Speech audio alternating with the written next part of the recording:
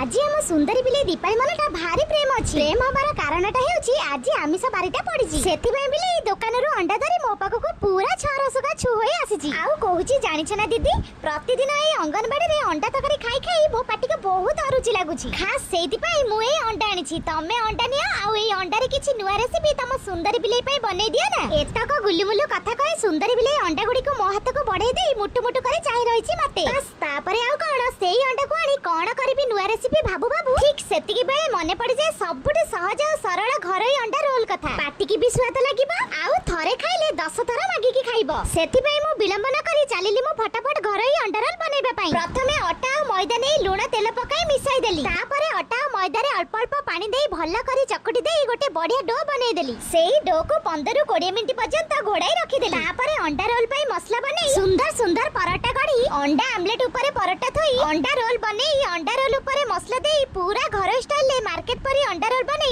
सुंदरी बिले दीपाली निकट रे अंडा रोल धरी हाजर हेली एबे तो सुंदरी बिले से अंडा रोल खाई दीदी रो गुण गाइला आउ गला पूर्वरु कहि गला संग माने आपण माने भी एमिति अंडा रोल घरे बनै खांतु आउ मो पई दीदी पई गोटे लाइक शेयर सब्सक्राइब निश्चित कर दे जानतु।